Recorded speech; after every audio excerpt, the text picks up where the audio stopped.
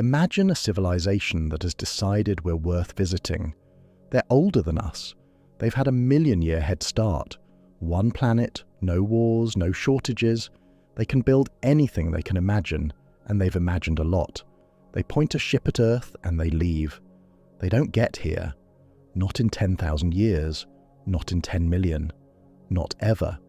Because there's something standing between them and us that no amount of intelligence touches. It isn't really about how far away they are. Distance is only the first wall, and honestly, it's the easy one. There are 3 reasons this trip can't be made. I'll take you through each one with the real numbers. By the end, the silence out there won't feel like a mystery. It'll feel obvious. Now get yourself comfortable, hit subscribe, we begin. Somewhere in this galaxy tonight, on a world that has never appeared in any of our telescopes, a civilization decides to come here. Give them everything. Give them a planet that never went to war with itself. Give them wealth we cannot picture, patience we have never learned, and technology running centuries ahead of anything sitting in a laboratory on Earth. Give them a species that thinks in 1,000-year plans the way we think in weekends. Nothing about them is limited by money or politics or fear. They have made the decision. The mission is approved. And from the moment they commit to leaving, they stop being a story about intelligence and start being a problem in physics. Let's be precise about the question, because the question contains a hidden trap. The question is not whether they exist. Assume they do. Assume there are thousands of them scattered through the Milky Way right now. Engineers, astronomers, philosophers, all of them staring upward at the same darkness we are. Nothing that follows requires the universe to be empty. In fact, everything that follows works better if it is crowded. The question is what physics demands of them the instant they choose to leave home. In the summer of 1950, 4 physicists walked to lunch at Fuller Lodge at Los Alamos in New Mexico. Enrico Fermi, Edward Teller, Herbert York, and Emil Konopinski. On the way, they had been talking about flying saucers and a cartoon in the New Yorker blaming aliens for a wave of stolen garbage cans in New York City. They sat down. The conversation moved elsewhere. And then Fermi, out of nothing, asked the question that has haunted the field ever since. But where is everybody? Teller remembered the whole table laughing, because everyone understood instantly what he meant. The galaxy is old, billions of years old. If life arises anywhere else at all, someone out there had an enormous head start on us. So the sky should be busy. It should be loud. 76 years later, no confirmed alien signal has ever arrived. No probe, no artifact, nothing. Ask most people why, and you will hear the same answer, in the same shape. Space is very far. They just haven't gotten here yet. Give it time. That answer feels reasonable, and it is quietly, completely wrong. Very far is the language of difficulty. Difficulty is a problem you solve with better engines, more funding, more determination. What actually stands between that civilization and this planet is not difficulty. It is law. Here is where this story cracks open, and the first thing to understand is that their mission is already in trouble before it launches, because of something almost nobody thinks about. They cannot leave from next door. Picture a dark hall, enormous, ceiling lost in shadow, and a single candle burning somewhere in the middle of it. That candle is a star with someone living beside it. Now the question becomes, how far away is the next flame? For us, the answer starts at Alpha Centauri, our closest neighboring star system. 2 sun-like stars orbit each other there, 4.37 light-years away. A small red dwarf called Proxima Centauri drifts around them, slightly closer to us, at 4.24 light-years. We have looked at that system carefully. Astronomers have listened to it, imaged it, and picked at it for decades. Nobody is broadcasting. There is a planet there, though. Proxima Centauri b sits in the habitable zone of that nearest star, the orbital band where liquid water could survive on a rocky surface. Astronomers confirmed it in 2016, and for a moment it looked like the best neighbour we could have hoped for. Then the details arrived. The planet almost certainly orbits locked in place, one face toward its star forever, one face buried in permanent night. The way the moon keeps a single side turned toward Earth. That means no true day, no true night. One hemisphere baked, one frozen, and a narrow ring of twilight between them. And Proxima Centauri is a flare star, a violent one. Radio observations with the ALMA array in Chile catalogued hundreds of flares from it. Sudden, savage floods of radiation with no seasonal warning. Imagine standing on a beach where the sun randomly triples its brightness for a few minutes, several times a week, and burns you through your clothes. Whether that planet still has an atmosphere at all remains genuinely unresolved. Some researchers argue a tidally locked world orbiting a small angry star loses its air early, stripped away by billions of years of flaring during the star's furious youth. Others point out that we have never actually measured it, because the planet does not pass in front of its star from our angle, which is how we usually read an atmosphere. Both positions are honest. The data to settle it does not exist yet. So the nearest star is not a launch pad. It may not even be a place. Now widen it out. If our imagined civilization is out there somewhere, where would they realistically be? In 2020, Tom Westby and Christopher Consulis at the University of Nottingham ran the numbers using the Milky Way's star formation history. Under their strictest set of assumptions, they estimated dozens of communicating civilizations in the galaxy and calculated that the nearest one would sit around 17,000 light-years away, with enormous uncertainty in both directions. 17,000 light-years. Think about what that number means as a time. Light leaving that world 17,000 years ago began its journey when ice sheets still covered much of northern Europe and North America, when no human being anywhere had planted a single crop. That is their starting line. Not 4 light-years, not 40. Now measure what crossing it actually costs. A light-year is not a unit of time, though it sounds like one. It is a distance, how far light travels in a year, moving at the fastest speed anything in this universe is permitted to move. 1 light-year comes to roughly 5.88 trillion miles. That is 9.46 trillion kilometers. Numbers that size stop meaning anything, so anchor it to water. The Pacific Ocean at its widest stretches about 12,300 miles, 19,800 kilometers, from Indonesia to the coast of Colombia, nearly half the planet.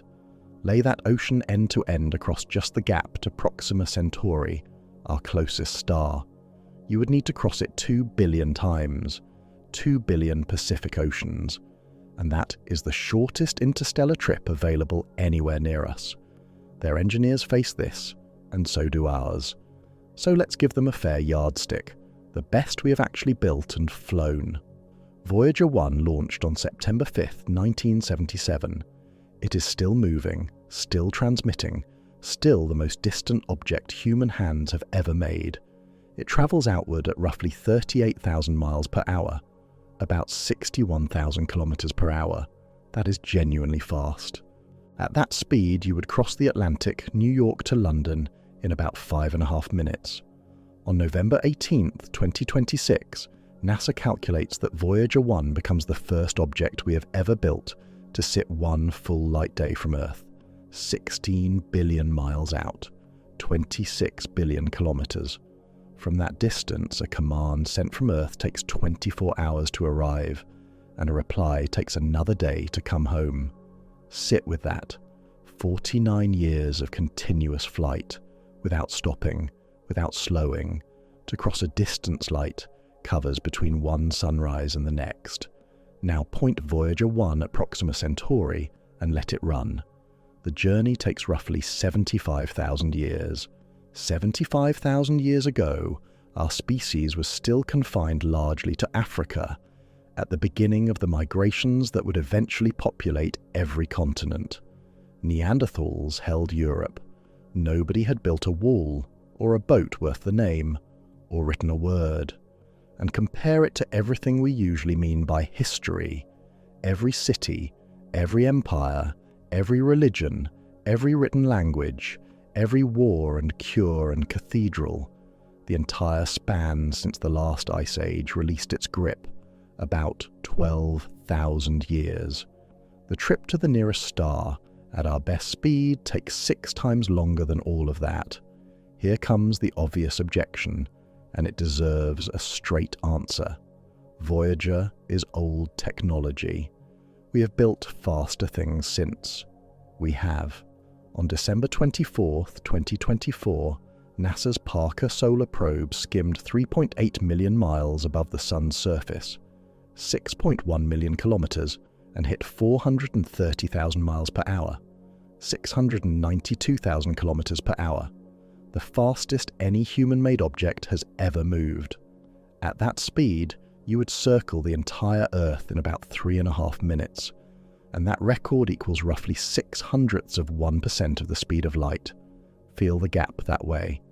In 1 single second, light crosses a distance that Parker Solar Probe, our fastest machine, at its absolute peak, falling toward a star, would need about 26 minutes to cover. These are the numbers on the whiteboard before their mission even has a name. You are probably forming an objection right now, so let's take it seriously instead of stepping around it. People report craft. Pilots, radar operators, ordinary observers. Some of those reports are unexplained by anyone. In September 2023, NASA's independent study team published its findings on unidentified anomalous phenomena. Their conclusion, stated plainly by then-Administrator Bill Nelson, they found no evidence that any of it has an extraterrestrial origin, and they also did not know what all of it was. In March 2024, the Pentagon's All-Domain Anomaly Resolution Office released the first volume of its historical review, covering every official US government investigation from 1945 onward, roughly 30 interviews, classified and unclassified archives, access, its acting director said, that nobody blocked. They found no verifiable evidence that any sighting represented extraterrestrial technology, and no evidence of any hidden program holding recovered alien craft. Hold both of those facts at once, because both are true. Some things in the sky remain unidentified. Nothing in the sky has ever been shown to be from somewhere else. Unexplained and extraterrestrial are not the same word. The distance between those two words is this entire story. One more thing to nail down before going further, because this word gets thrown around carelessly. Impossible does not mean very hard. Building a bridge across the Pacific is very hard. Impossible means the universe has written a rule, and no amount of intelligence, wealth, or time gets underneath it. A cliff you cannot climb yet is difficulty. A cliff with no top is something else. And here the honest scientists disagree sharply in public. One camp argues that slow settlement is inevitable, given deep time. In 2019, Jonathan Carroll Nellenbach, Adam Frank, Jason Wright, and Caleb Scharf modeled a settlement wave spreading through a realistic galaxy, one where the stars themselves drift and reshuffle over millions of years. Their result, the Milky Way fills in, even with slow ships, even with modest assumptions. Stellar motion does much of the work. The other camp answers that this quietly assumes something enormous, that whoever launches survives long enough to matter. Their same modelling showed that when settlements have finite lifetimes, vast regions of the galaxy stay empty for millions of years at a stretch. A mission measured in tens of thousands of years must outlive the civilization that paid for it by a wide margin, and no civilization we know of has ever proved it can. That argument is not settled. Nobody in this field pretends it is. So return to them, that world, that decision, that approved mission sitting on a desk tonight. 3 things stand between their launch pad and this planet. Distance, which is fixed by the geometry of where stars sit. Energy, which is fixed by how much it costs to move mass quickly. And time, which erodes everything it touches, including the travelers and the reason they left. Each of those walls will be paid off, in full, with real numbers. None of them bend. And here is the strangest part, the part that reframes everything you have just heard. Before their engineers can solve a single one of those three problems, they run into something stranger and more fundamental. Because when they look up from that world and try to read the sky lies to them. It lies to us too, every night, in exactly the same way. The barrier facing them was never intelligence, it was geometry. Their astronomers walk outside, look up, and see exactly what ours see. A ceiling. That is the lie. Not a metaphor, an actual failure of perception, and every civilization in the universe inherits it. Your eyes judge distance by comparing two slightly different images, one from each eye. That works beautifully across a room. Past a few dozen meters, the two pictures become nearly identical, and depth quietly collapses. Look at a mountain range at dusk and the ridges flatten into cut-out shapes stacked on one another. Now push that failure out to trillions of miles, where the difference between two eyes means nothing at all. The sky stops being a volume, it becomes a painted dome. Step outside on a winter night in the northern hemisphere and find Orion, then follow his belt down and left to Sirius, the brightest star in our sky. Sirius and Betelgeuse, the red shoulder of Orion, sit close together in that view, a hand's width apart. They look like companions. Sirius lies 8.6 light-years away. Betelgeuse lies somewhere between roughly 500 and 700 light-years away, and astronomers genuinely argue about which. Different methods, different answers, and the star's own restless dimming keeps confusing the measurement. So those two neighbours are separated by something like 600 light-years of nothing. Light leaving Sirius reaches us in less time than it takes a child to finish primary school. Light leaving Betelgeuse started out before Columbus sailed. You cannot see that. Nobody can. Every night sky on every world presents itself as a flat dome that hides its own depth. And these are not exotic objects at the far edge of anything. Vega, the bright blue star overhead in northern summer, sits about 25 light-years out. In galactic terms, all of these stars are local. Down the street. Widen the frame, and the street becomes unrecognizable. Our galaxy, the Milky Way, spans roughly 100,000 light-years, edge to edge, which means light itself, the fastest thing physics allows, the thing that crosses from the sun to your face in 8 minutes, needs 100,000 years to cross our one galaxy, not to cross the universe, just this, and we are nowhere near the middle of it. Our sun sits about 26,000 light-years from the galactic center, out in a modest spur of the Orion Arm. Not a grand structure, a minor offshoot between two larger ones. Address unremarkable. Andromeda, our nearest large galactic neighbor, floats 2.5 million light-years away.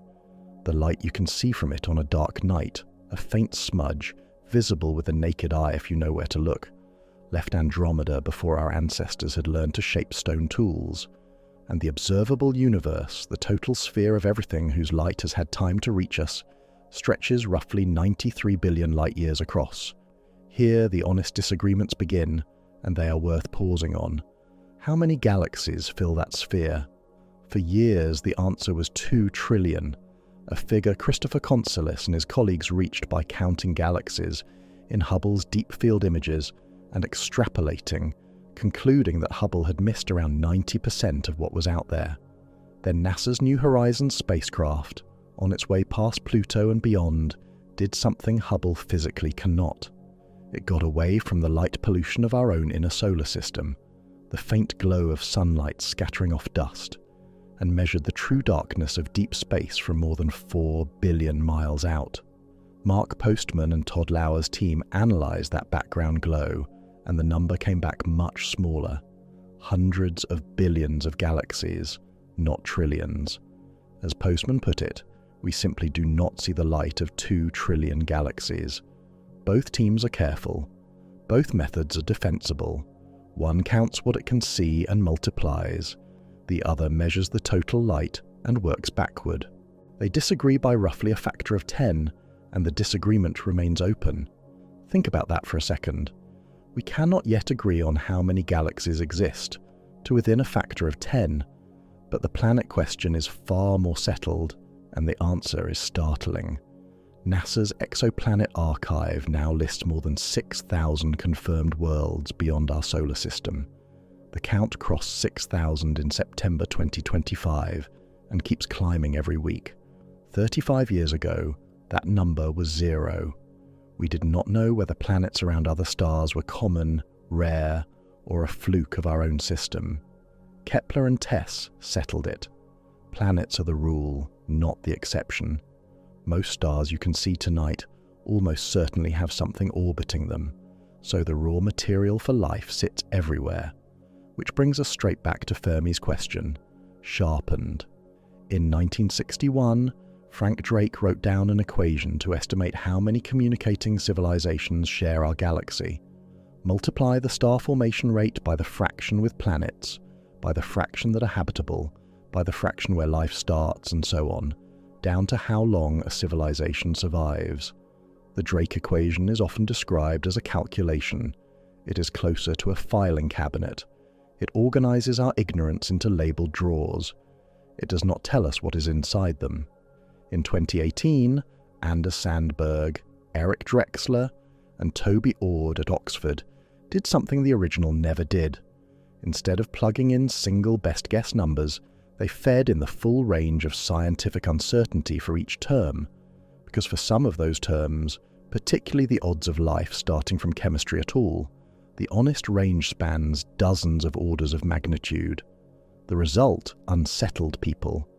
Running the uncertainty properly, they found a 52% chance of fewer than one other civilization in our galaxy, and nearly a 38% chance that we are alone in the entire observable universe. Critics pushed back hard, and their objection is specific rather than emotional.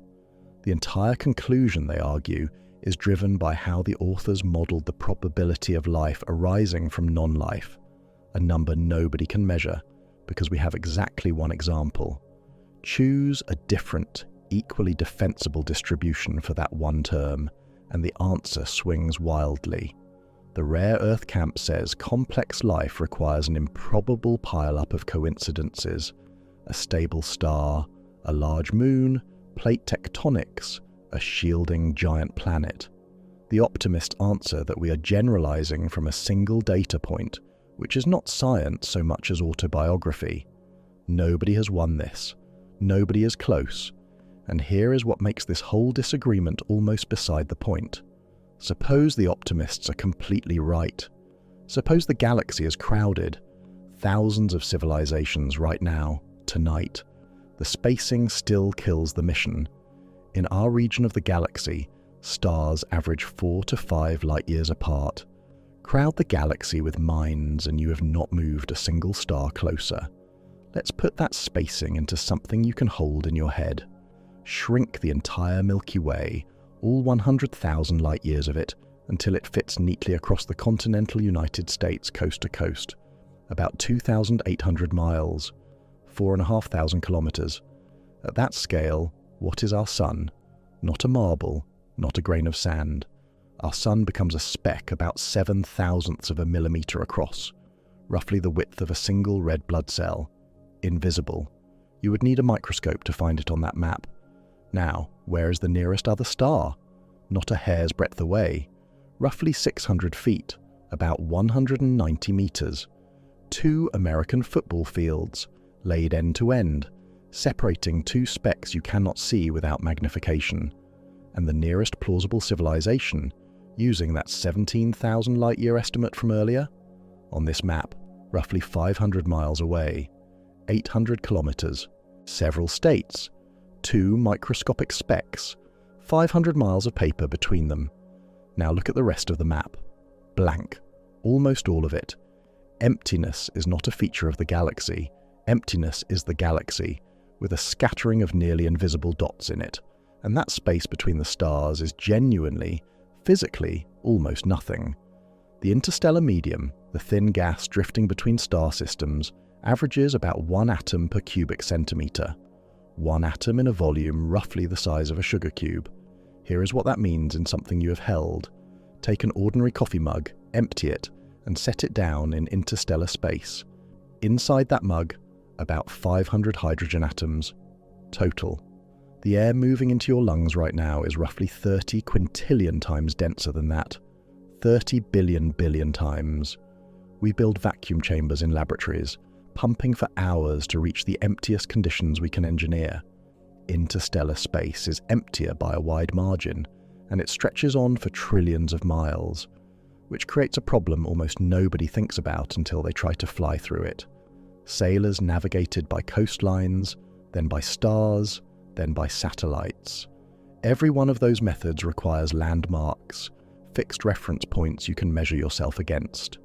Out there, no landmarks exist, no waypoints, nothing close enough to serve as a mile marker. A ship crossing between stars sees the same frozen pattern of distant lights for millennia, changing so slowly that generations pass without a visible shift. We do have one clever answer. Pulsars, collapsed stellar cores spinning hundreds of times per second, sweeping beams past us with clock-like regularity. In November 2017, NASA's Sextant experiment, riding on the NICER instrument aboard the International Space Station, used 4 millisecond pulsars to work out its own position in orbit autonomously, in real time, with no help from GPS. Within 7.5 hours, it had located itself to better than 10 kilometers, about 6 miles. That is a genuine breakthrough. And it was done in orbit around Earth. Stretch that same technique across 1,000 light years, and the geometry turns cruel. Consider an aiming error of 1/10,000th of a single degree. The angle a human hair makes when you view it from 40 meters away, about 130 feet. Trivial, almost unmeasurable. Over 1,000 light years, that error puts your ship roughly 10 billion miles wide of its target, nearly 3 times the distance from the Sun out to Pluto. You would arrive in the right star system, in the sense that a bullet fired at a city arrives in the right country. So, you correct. And every correction burns fuel. Fuel is mass. Mass demands more fuel to accelerate. The loop closes on itself and tightens, and that loop is waiting for us. One more thing, and this one is not static. Space is expanding, and the expansion is accelerating, driven by something we call dark energy, which is a name, not an explanation. The practical consequence, a boundary exists, called the cosmological event horizon, currently sitting somewhere around 16 to 17 billion light-years out. Light leaving anything beyond that line today will never reach us. Not in 1 billion years. Not ever. The gap grows faster than the light can close it, and galaxies are crossing that line, continuously. Right now. Picture standing on a shore watching ships sail out. Not one of them will ever come back, and the ocean between you is widening while you watch. Isolation is not a fixed condition we happen to live in. The universe is actively, permanently separating its inhabitants, and it has been doing so the entire time anyone has been looking. That candle burning in a dark hall, remember it? Now you know how far the next flame sits, and how little the darkness between them contains. But we have been assuming something this whole time, and it is time to look at it directly. We have been assuming they know we are here. Before any civilization spends 10,000 years crossing that emptiness, someone has to look across 500 miles of blank map and decide that one particular invisible speck is worth the journey. So the question is no longer whether they could reach us. The question is whether anyone out there could possibly know we exist at all. Every story about alien visitors skips the same step. The ships arrive, the lights appear over the city, and nobody ever asks how they found us. Before a civilization spends 10,000 years and the energy budget of a star crossing the void, someone on that world has to look at one specific point of light and decide that it matters. A mission needs a target needs a detection. So let's look honestly at what we actually broadcast into the galaxy and what a distant observer could realistically see. The answer is smaller than almost anyone expects. Earth measures about 7,900 miles across, 12,700 kilometers. On a human scale, enormous. A jet needs the better part of a day to cross it. On an interstellar scale, Earth stops existing as an object. Imagine an astronomer 1,000 light-years away who wants to see our planet directly. Not a hint of it, not a wobble in our star's motion. See it, resolve it as a disk, work out the physics of light and telescopes, and the answer comes back brutal. To turn Earth into a single point of resolved detail at that distance, they would need a light-collecting mirror roughly 500 kilometers wide, 310 miles, a single unbroken mirror stretching from London to Edinburgh. For comparison, the James Webb Space Telescope, the most powerful eye we have ever launched, has a mirror 6.5 meters across, about 21 feet. Their mirror would need to be around 77,000 times wider than ours. And here is the part that lands hardest. After building that impossible instrument, what would they get? 1 pixel, 1 single dot of light, no continents, no oceans, no cities. Chain together an enormous array of telescopes working as one, and you improve slightly. Perhaps a handful of pixels, if everything goes perfectly. A blue smudge that flickers as the planet turns. Nothing you could point at and say, someone lives there. But we do not find planets by seeing them. We find them mostly by watching for the shadow, the tiny dip in a star's brightness when a planet passes in front of it.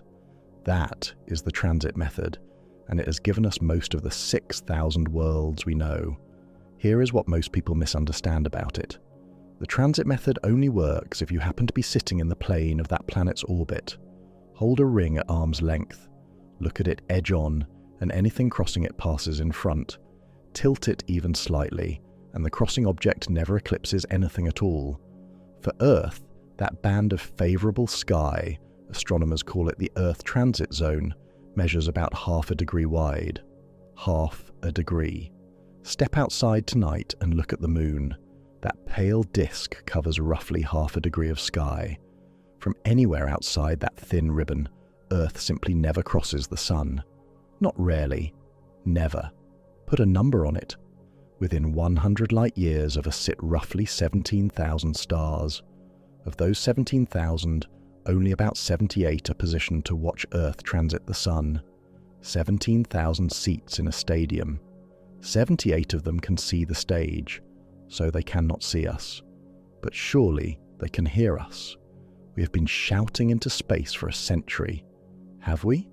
Our radio and television signals leak outward at the speed of light, expanding in a sphere. We began roughly 100 years ago, which means that bubble measures at most about 200 light-years across. Now hold that against the galaxy, 100,000 light-years wide. Work out the volumes, and our entire radio bubble occupies something like 1 part in 2 million of the Milky Way. Picture an Olympic swimming pool, 50 meters long, filled to the brim, about 2.5 million liters of water, 660,000 gallons. Our entire century of broadcasting, every radio signal humanity has ever produced, is a single large water bottle poured into that pool.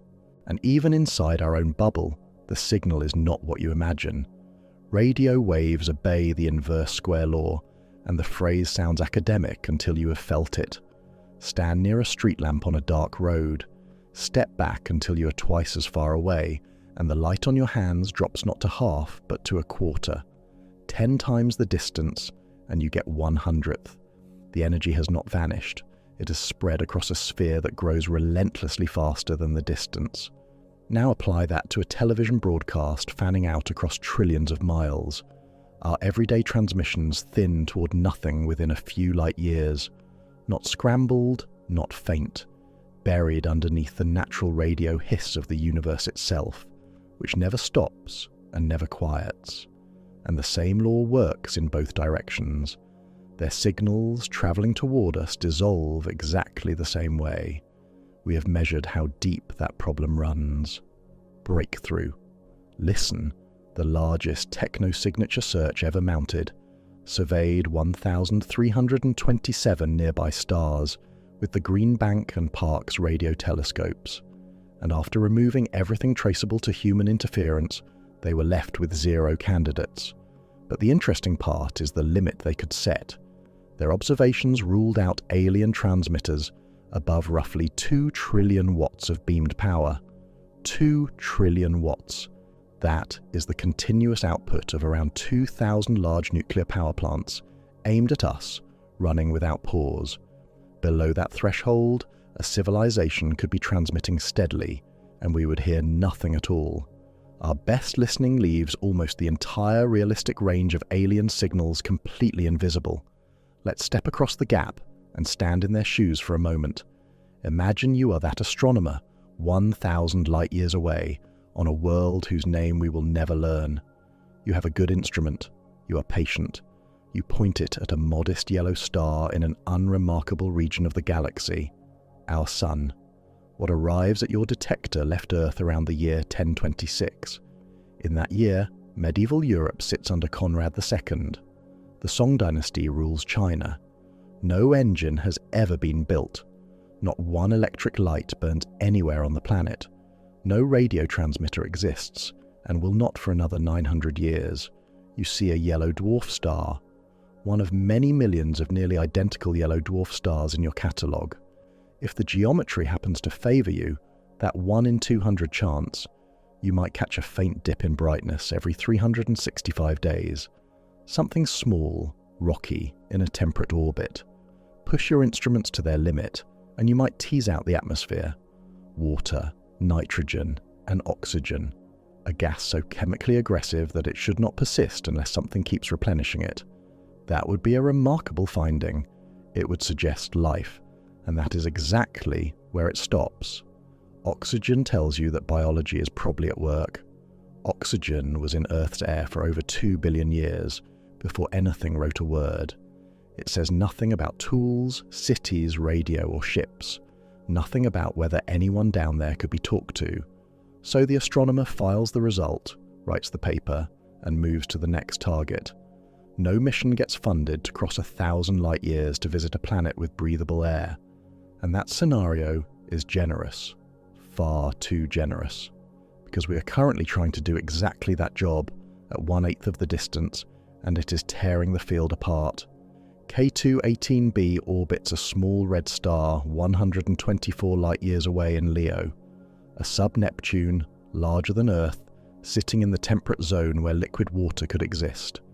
In 2023, a Cambridge team led by Niku Madhusudan used JWST and reported methane and carbon dioxide in its atmosphere, along with a weak hint of something extraordinary, dimethyl sulfide. On Earth, that molecule comes almost entirely from marine life. In April 2025, the same team reported stronger mid-infrared signals consistent with dimethyl sulfide or a related sulfur compound at what they described as 3 sigma confidence. Then the reanalyses arrived, and they did not agree. Schmidt and colleagues re-reduced the original data and confirmed the methane at 4 sigma, but found no statistically significant evidence for the biosignature. A separate group led by Raphael Luque combined all the JWST observations together for the first time and titled their paper with the conclusion, "Insufficient evidence." Jake Taylor found the mid-infrared data was well fit by a flat line, no features at all. Other teams showed that even if a bump exists, dimethyl sulfide is not a uniquely good explanation for it. Madhusudan's team maintains their analysis. Their critics maintain theirs. Nobody is accusing anybody of bad science. This is what a genuinely difficult measurement looks like from the inside, and the honest position right now is that the claim has not survived independent scrutiny. Now sit with what that means. We are arguing, with the best telescope ever built on a planet 124 light-years away, about whether a single molecule is present at all, not whether there are cities, not whether anyone is broadcasting, whether one gas exists, and we still do not know. Which brings us to what we have actually found by listening. In 1960, Frank Drake pointed the 85-foot dish at Green Bank, West Virginia, at 2 nearby sun-like stars, Tau Ceti and Epsilon Eridani. He called it Project Ozma. He listened for about 150 hours through headphones. He heard one signal. It turned out to be an aircraft. That was 65 years ago. Since then, the searches have grown almost beyond recognition. Breakthrough. Listen, launched in 2016, aims to survey 1 million nearby stars, 100 nearby galaxies, and the galactic plane across radio and optical wavelengths, with instruments vastly more sensitive than anything Drake had. Confirmed detections to date, 0, and the searches have gone stranger than radio. In 2024, Matias Suazo and colleagues published Project Hephaistos, which asked a different question entirely. If a civilization built enormous structures around its star to capture energy, those structures would radiate waste heat in the infrared. A star that looks wrong, too warm in the wrong colors. They scanned about 5 million stars using data from Gaia, 2 Mass, and WISE. 7 candidates survived their filters. All 7 were small red dwarfs with an unexplained infrared excess, and the team carefully ruled out the obvious natural explanations. For a moment, 7 stars in the galaxy looked genuinely strange. Then Tongtian Ren, Michael Garrett, and Andrew Siemian cross-matched those positions against radio surveys and found something sitting almost exactly behind 3 of the 7. Not something local. Distant galaxies, choked with dust, invisible in ordinary light but blazing in the mid-infrared. Follow-up imaging of one candidate showed the infrared glow shifting away from the star toward the background galaxy as they looked at longer wavelengths. The excess heat was never coming from the star. It was coming from something billions of light years further away that happened to lie in the same direction. That is what techno-signature hunting looks like in practice. A promising anomaly, careful work, and a natural explanation waiting quietly underneath. No claimed techno-signature has ever survived that process. And here is where the whole picture inverts. Most people treat the silence as the mystery. The galaxy should be noisy. It is quiet. Something must be wrong. But run through everything we have just walked past. Earth is unresolvable without a mirror 300 miles wide. Our transits are visible from half a degree of sky. Our radio bubble is a water bottle in a swimming pool, and thinning into background hiss regardless. Our own best searches cannot detect anything but a transmitter, beaming the output of 2,000 power plants. Given all of that, what would we expect to see? Exactly this: nothing. The silence is not an anomaly demanding explanation. The silence is what the physics predicts, and it would predict the same thing in a galaxy filled with civilizations. That is the part that should sit with you. Absence of evidence here is not weak evidence of absence.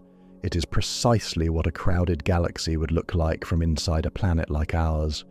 Return to that dark hall and the flames scattered through it. The problem was never only that the next candle sits impossibly far away. The problem is that from where it stands, our flame is not visible at all. No one out there is looking at Earth and seeing anything worth crossing the void for, because nothing about us reaches them. A civilization cannot target what it cannot detect. No detection means no motive. No motive means no mission, no matter how capable they are. So the story should end there. Except one possibility remains. Suppose they find us anyway. Suppose some future instrument we cannot imagine picks our small blue world out of the noise, and someone decides it is worth the journey. The moment they make that decision, they stop dealing with telescopes and start dealing with engines. And the instant they try to move real mass across that gap at any useful speed, they run into a wall that no amount of intelligence has ever moved. Distance was the first wall. It is passive. It simply sits there. The next one bites back. Distance never fights you. Distance is a number on a page. Enormous, indifferent, and completely passive. You can stare at 4 light years for 1,000 years and nothing happens. The moment you decide to cross it, everything changes. Because crossing means velocity, and velocity is the thing the universe actually charges for, not the distance, the speed, and the bill arrives in a currency no civilization anywhere can print more of. Let's be precise about what fast enough means, because the number has been agreed on for decades. When serious engineers sit down to sketch a real interstellar mission, they converge on the same target speed, 10% of the speed of light. That figure comes to about 67 million miles per hour, 108 million kilometers per hour, 18,600 miles, 30,000 kilometers, covered every single second. Feel that for a moment. At that speed, you would cross the entire gap from Earth to the Moon in under 13 seconds. Not 13 hours, 13 seconds, about the time it takes to read this sentence aloud. And remember the Parker Solar Probe, our record holder, falling toward the Sun at 430,000 miles an hour. 10% of light speed is more than 150 times faster than that. Why do engineers pick that number and not something gentler? Because below it, the journey times become so long that the mission stops making sense. 10% of light speed is not ambitious. It is close to the minimum for the thing to be a mission at all. Now let's talk about what that speed costs. Here is the part that catches almost everyone. Energy does not rise in step with speed. It rises with the square of speed. Double how fast something moves, and you have not doubled the energy in it. You have quadrupled it. You have felt this law without naming it. Every driver has been told that a crash at 60 miles per hour is far worse than one at 30. Not twice as bad. 4 times the energy has to go somewhere, into steel and glass and bone. Now push that curve out to 30,000 kilometers per second.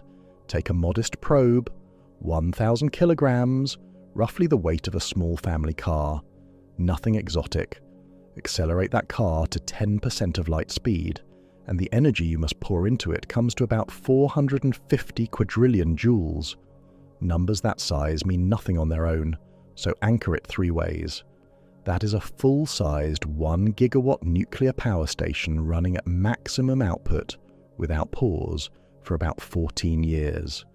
Every watt it makes, for 14 straight years, going into 1 car-sized object. That is roughly 1/1300th of all the energy every human being on Earth consumes in a year. All the oil, coal, gas, nuclear, hydro, wind and solar our species burns in 12 months, and 1 part in 1,300 of it goes into a single probe. And measured as raw released energy, it comes to something like 7,000 Hiroshima-scale detonations, except instead of destroying a city, all of it has to be channeled smoothly into forward motion, for 1 small probe, to reach a speed that still takes decades to get anywhere. But here is the problem. That is only half the bill. Everything just described gets the probe up to speed. Nothing about it slows the probe down. Physics is symmetrical here, and unforgiving. Shedding 30,000 kilometers per second costs essentially what it costs to gain them. If they want their ship to arrive rather than flash through the destination system in a few hours and vanish into the dark forever, the entire energy budget doubles. 14 years of a power station to leave, 14 more to stop, and we have not yet mentioned the fuel. In 1903, a nearly deaf Russian schoolteacher named Konstantin Tsiolkovsky published a piece of mathematics that has governed every rocket ever flown: the rocket equation. Its logic is brutally simple. A rocket moves by throwing mass out the back. To go faster, you must throw more mass. But that mass has to be carried, and carrying it makes the rocket heavier, which means you need still more fuel to accelerate the fuel you are carrying. The relationship is exponential, and exponentials do not negotiate. You have seen the result without recognizing it. A Saturn V stood on the pad weighing close to 3,000 tons. The part of it that actually went to the moon weighed under 50. Nearly everything on that launch pad existed to move the rest of what was on that launch pad. That was for a trip of 3 days. What matters in the rocket equation is exhaust velocity, how fast the burnt propellant leaves the engine. The faster you throw it, the less of it you need. The best chemical rockets we have ever built manage about 4.5 kilometers per second, roughly 2.8 miles per second. Extraordinary for a machine that burns liquids in a nozzle. Now compare that with the 30,000 kilometers per second we need.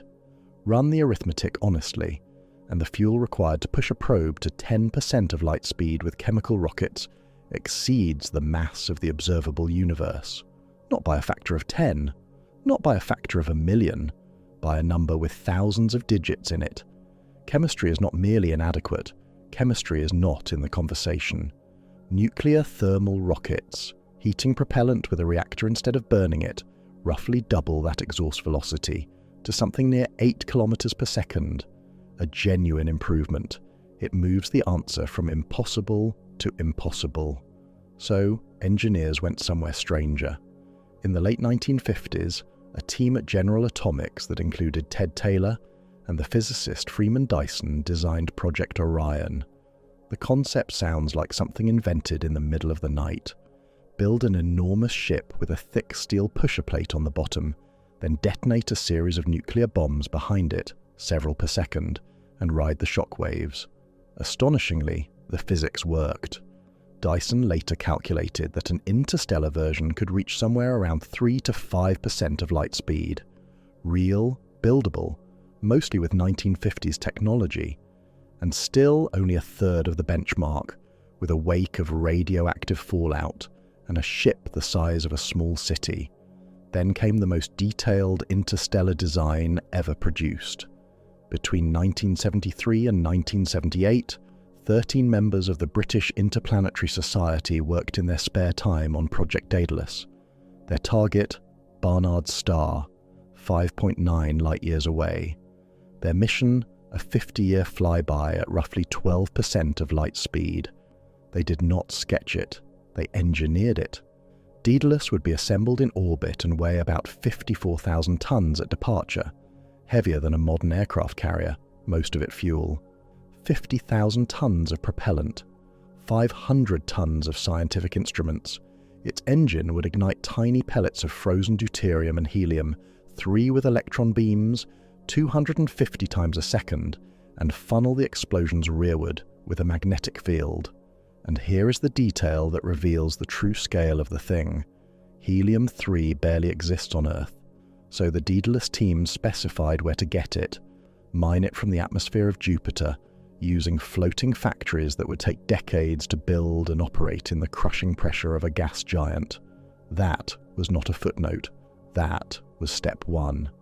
Daedalus also carried no way to stop. A 50-year journey, and it would cross Barnard's Star in hours before disappearing forever into the dark.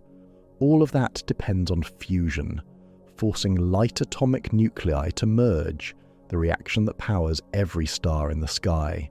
The appeal is real. Fusion releases roughly 4 times more energy per kilogram of fuel than splitting heavy atoms does. Nothing in ordinary matter does better. But making it happen on purpose demands conditions almost beyond description.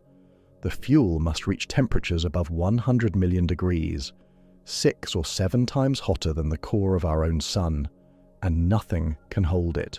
Not steel, not tungsten, not ceramics. At those temperatures, matter simply cannot exist as a solid. Any container the plasma touches, it destroys, and any wall it touches also cools it below the point where fusion continues. So we build bottles out of magnetic fields, cages made of pure force, holding a substance that has nowhere to leak but everywhere to squirm. Picture trying to hold a fistful of smoke in a shifting wind. The plasma writhes, finds instabilities, and escapes. On December 5th, 2022, the National Ignition Facility at Lawrence Livermore in California fired 192 ultraviolet lasers into a gold cylinder the size of a pencil eraser, and achieved something no laboratory had ever done: ignition. The fusion reaction released more energy than the lasers delivered to the target. They have repeated it since, and improved. On April 7th, 2025, in their 8th successful ignition shot, 2.08 megajoules of laser energy went in, and 8.6 megajoules of fusion energy came out, a target gain above 4. That is a genuine, historic scientific achievement. And now, the honest caveat, because the caveat is where this story lives. 8.6 megajoules sounds enormous. In practical terms, it is roughly the energy you would get from burning 1/4 of a litre of petrol, a coffee cup's worth, and the gain of 4 counts only what reached the capsule. Powering the lasers themselves pulls something on the order of 300 megajoules out of the electrical grid, around 9 litres of petrol, more than 2 gallons, to produce a coffee cup's worth back. Measured from the wall socket, every ignition experiment ever performed remains deeply, enormously energy negative. Both statements are true at once. Fusion ignition works, and fusion as a net energy source does not yet exist. Which brings us to a live disagreement worth watching. ITER, the giant international tokamak under construction in southern France, has been the flagship for magnetic fusion since the mid-1980s. In 2024, its management announced a new baseline. Research operations starting in 2034, deuterium plasmas around 2035, and the actual deuterium-tritium burning phase pushed to 2039, 4 years later than the previous plan. The revision added roughly €5 billion, about $5.5 billion to the cost.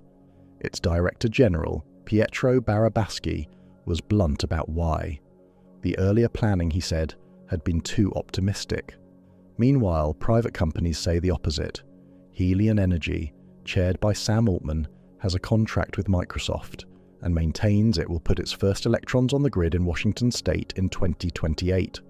In February 2026, the company announced plasma temperatures of 150 million degrees. Commonwealth Fusion Systems is finishing its Spark demonstration reactor near Boston and plans a commercial plant in Virginia. Google has signed to buy the power. Their own CEO, David Kirtley, called the 2028 date aggressive and hard. Many plasma physicists are openly skeptical, pointing out that even if the physics cooperates, the materials that must survive decades of neutron bombardment inside a commercial reactor do not yet exist. Both camps are working in good faith with the same physics and reaching opposite conclusions about the calendar. That disagreement will resolve itself in the next 15 years, one way or the other. But notice what it is a disagreement about. Whether we can build a working power station on Earth, not a starship.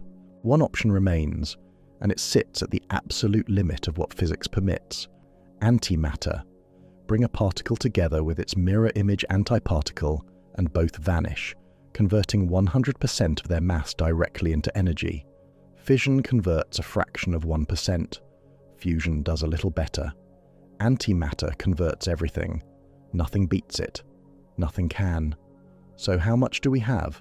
Across every particle accelerator ever built, in every laboratory in history, the total antimatter humanity has produced amounts to something on the order of 20 nanograms.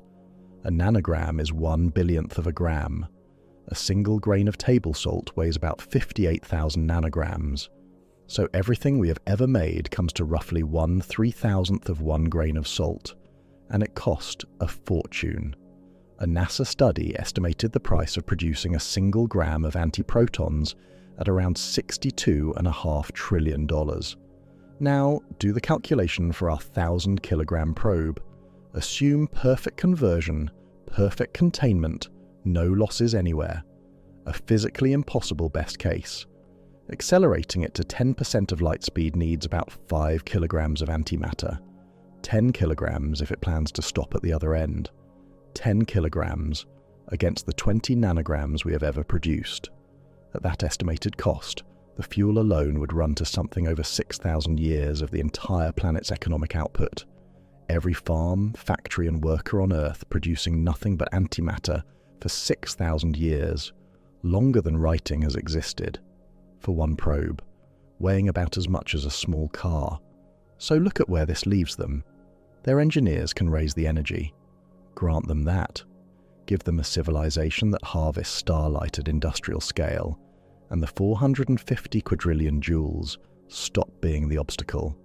The obstacle is the rocket equation, and it does not care how rich you are. Every kilogram of fuel must itself be accelerated. every kilogram of shielding, every instrument, every gram of the reactor that burns the fuel. The ship spends almost all of its effort moving its own means of moving. The candle they want to reach is not far because of a failure of ambition. It is far because the arithmetic of carrying your own fire is merciless. And it was merciless in 1903, and it is merciless now, which means the only way forward is to attack the equation itself, and there is exactly one place where it bends, one assumption buried in Tsiolkovsky's mathematics that a sufficiently clever civilization could refuse to accept. Stop carrying the fuel. Leave the engine at home. Say it out loud and it sounds like a trick, but the physics is honest. Tsiolkovsky's equation punishes you for carrying fuel, so do not carry any. Let something else do the pushing, something that stays behind, plugged into a power grid, while the ship carries almost nothing but itself. Light can do that. Photons have no mass. They still carry momentum, and when they strike a surface, they transfer it. Light pushes. You have stood in that push your entire life and never noticed it, because the force is almost nothing. Step outside into direct sunlight and you feel heat on your face. What you cannot feel is the pressure. The sunlight landing across your whole body presses on you with less force than a single snowflake settling on your shoulder. But push a mirror in the vacuum of space where nothing pushes back and something changes. No friction, no air. Every photon that arrives adds its tiny nudge, and the nudges never stop. A speed gain too small to measure in an hour becomes real over months. That is not theory. We have flown it. In May 2010, the Japanese space agency JAXA launched Icaros, a 310-kilogram craft about the mass of a large motorcycle, carrying a folded square of film 14 meters on a side. In deep space, it spun itself open and became the first spacecraft ever propelled through interplanetary distances by sunlight alone. In December of that year, it flew past Venus. In 2019, the Planetary Society's LightSail 2 became the first small spacecraft to raise its own orbit around Earth, using nothing but light. And on April 23, 2024, NASA launched the Advanced Composite Solar Sail System, a craft the size of a toaster oven that unfolded an 80-square-meter sail on lightweight carbon fiber booms, testing the structures that bigger sails will need. Propellantless flight is real, tested, and working right now. But here is the problem. The sun's push obeys the same inverse square law that dilutes radio signals. Double your distance, and the pressure drops to a quarter. Move out past Jupiter, and sunlight becomes a whisper. Leave the solar system, and it becomes nothing. Solar sails are wonderful for creeping between planets over years. They are hopeless for interstellar velocity. So a civilization serious about this stops waiting for a star to push and builds its own. In April 2016, on the observation deck of One World Trade Center in New York, the investor Yuri Milner stood beside Stephen Hawking and the former NASA Ames director Pete Worden and announced a $100 million program called Breakthrough Starshot. The design was the most audacious thing in serious aerospace, and it was arithmetically coherent. Build a ground-based array of lasers with a combined power of 100 gigawatts. Point it at a reflective sail a few meters across. On that sail, mount a chip weighing 1 gram, roughly the weight of a paperclip, carrying cameras, a light sensor, and a laser to signal home. Fire for a few minutes. The chip leaves at 20% of the speed of light and arrives at Alpha Centauri in about 20 years. Now hold those two numbers against each other, because their relationship is the entire story. 100 gigawatts is 100 full-sized nuclear power stations, running at maximum, all firing simultaneously into one point in the sky. More electrical power than the entire high-voltage transmission grid of the United Kingdom, which stood at about 68.5 gigawatts of installed capacity in 2022. The output of a nation, aimed at a paperclip, and the paperclip has to survive it. At Caltech, Harry Atwater's group spent years working on ultra-thin silicon nitride sails, designed to withstand that beam. Their target specification tells you everything. The sail must endure roughly 40,000 times Earth's gravity during acceleration. Fighter pilots in pressure suits lose consciousness somewhere around 9 times Earth's gravity. 40,000 is not a difficult engineering margin. It is a different category of object, a structure that must behave like a mirror while being pressed as though it weighed 40,000 times what it does. Now, ask the obvious question. What if we want to send something bigger than a paperclip? Say 10 kilograms, a laptop, enough for real instruments. The energy scales with the mass, so the array scales with it too. To do the same job, you would need something on the order of 1,000 terawatts. Humanity currently generates, from every source on the planet combined, every power station, every oil well, every solar panel, every burning forest of coal, an average of roughly 19 terawatts. You would need about 50 times the total power output of human civilization to send a laptop. The project has stalled. In 2025, the journalist Sarah Scholes pieced together 9 years of the program's history for Scientific American. The physicist Philip Lubin, one of Starshot's central laser researchers, calculated that Breakthrough had spent roughly $4.5 million across about 30 contracts, out of the $100 million pledged. Lubin's own group received around $200,000 over 8 years, less than he had drawn from NASA grants for similar work. Pete Warden eventually described the program as on hold and working to transition parts of it to others. No announcement was ever made. It simply went quiet. And the honest reading of that failure matters. Nothing about the physics broke. Conservative estimates put the real cost of building and launching the Starshot system somewhere between $5 and $10 billion, 50 to 100 times the pledge, and that assumes everything goes right. Starshot did something valuable anyway. It dragged interstellar travel out of fiction and onto engineering whiteboards, where 37 research groups argued about sail coatings and beam stability instead of dreaming. Then the money ran out. But even fully funded, the design carried a flaw that no budget repairs. Think about what the beam actually does. It shoves the sail away from Earth. Every photon that hits pushes in exactly one direction, outward, which means the probe has no brakes. None. Not weak ones. 0. At 20% of light speed, about 60,000 kilometers, 37,000 miles, every second, it would cross the distance from our Sun to Neptune in roughly 21 hours. It would cross a planet in about 1/5 of a second. After 20 years of flight, the probe gets a handful of minutes near its target, snapping images as the system blurs past, and then it is gone forever into the dark on the far side, still travelling at 1/5 of light speed, with nothing ahead of it for millions of years. 2 decades of waiting for a photograph taken from a bullet. So, how do you brake? The first answer is to build a second laser array at the destination, firing back at the incoming sail.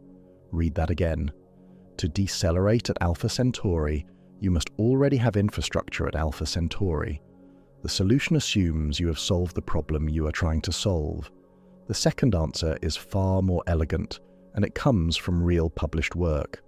In 2017, René Heller of the Max Planck Institute for Solar System Research and Michael Hipker published a method they called a photogravitational assist.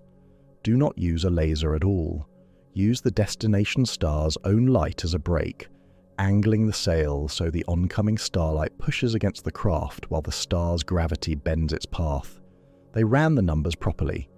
A graphene sail about 316 meters on a side, roughly 3 football pitches, diving close past our own Sun for its initial boost, would reach about 4.6% of light speed. Arriving at Alpha Centauri A, it uses that star as a photon bumper, shedding speed from 13,800 kilometers per second down to about 1,280. A second encounter with Alpha Centauri B slows it further, enough to be captured into orbit around Proxima Centauri. It works. That is the remarkable part. Physics permits a genuine arrival, a stop, an orbit around another star's planet. And here is the price. The crossing to Alpha Centauri A alone takes 95 years. The onward leg to Proxima takes another 46. Total travel time, 141 years. Later refinements with Pierre Cavella trimmed the first leg to about 75 years. So the choice sharpens into something almost cruel. 20 years, and you get a blurred glimpse before the probe vanishes. Or you actually arrive, and the journey outlives everyone who launched it, and their children, and their grandchildren. Speed and arrival are trading against each other, and the exchange rate is brutal.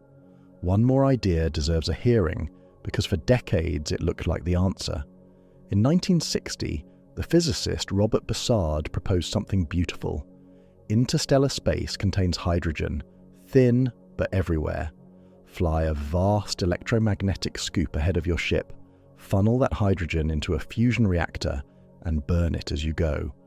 No fuel tank at all. The galaxy becomes the fuel tank. The concept has been under attack ever since, and the objections are technical rather than dismissive. T.A. Heppenheimer calculated that compressing ordinary protons to fusion densities would radiate away far more energy than the reaction produced. In the 1980s, Robert Zubrin and Dana Andrews analyzed the scoop itself and found something worse. Dragging an enormous magnetic net through the interstellar medium generates more drag than the engine generates thrust. The ship would slow down. We have also learned since Bussard's time that our own neighborhood holds considerably less hydrogen than he assumed. Defenders remain. Daniel Whitmire showed that a different fusion cycle, the carbon-nitrogen-oxygen reaction that runs in heavier stars, burns fast enough to change the arithmetic, and others argue the Zubrin analysis rests on assumptions that need not apply to every scoop design. The debate has not closed, but notice the irony that emerged from it. Zubrin's own calculations, which killed the ramjet as an engine, gave us the magnetic sail, a scoop that works beautifully as a brake, precisely because it produces so much drag. The one thing the ramjet may be genuinely good at is stopping. And no, gravity assists do not rescue this. Swinging past a planet to steal a fraction of its orbital momentum works wonderfully inside a solar system, because there is something massive to swing around. Between the stars, there is nothing to push against for trillions of miles. Here is where a thoughtful viewer pushes back, and the objection deserves a real answer. Surely a civilization far beyond us would simply solve all this. In 1964, at a radio astronomy conference in Burakhan, the Soviet astronomer Nikolai Kardashev proposed a way to rank civilizations that ignores their biology, their politics, and their philosophy, and measures one thing only: how much energy they command. A Type 1 civilization harnesses the energy available on its home planet. A Type 2 captures the entire output of its star. A Type 3 commands a galaxy. Carl Sagan later smoothed the steps into a continuous scale. On it, humanity sits somewhere around 0.7. Not yet Type 1, not close. Now, imagine a Type 2. Our sun radiates about 380 septillion watts. A civilization capturing all of it would generate the entire energy budget of that 1,000-kilogram starship, the 14 years of a nuclear power station, in roughly 1/1000th of a second. They would not notice paying it. And that changes less than it sounds, because energy has a flaw, and the flaw is written into the structure of reality rather than into our engineering. Lift 1 kilogram by 1 meter against Earth's gravity, and you spend about 10 joules. Lift it with your hand, lift it with a crane, lift it with a machine that drinks starlight. The number does not move. Sophistication lets you approach that minimum with less waste. Nothing lets you dig beneath it. The same holds for a starship. The energy required to give a given mass a given speed is fixed by that mass, that speed, and the speed of light. A Type 2 civilization pays exactly what we would pay. They simply have it, and no amount of it buys the two things that actually matter. More energy never pushes a ship past light speed. Approaching it only makes each additional increment cost more, without limit. More energy never stops the clock on a journey measured in decades or centuries. Then the bill grows, because propulsion was never the whole invoice. A real mission needs life support, or at minimum thermal control, radiation shielding, communications powerful enough to be heard across light years, navigation, redundancy for every one of those systems. Every one of them has mass, and mass feeds straight back into the propulsion equation, which demands more energy, which demands more structure, which demands more mass. The trap closes on the rich exactly as it closes on the poor. So consider what galactic-scale power actually buys a civilization. More missions, many more. A Type 2 could launch 1,000 probes a year and never feel the cost.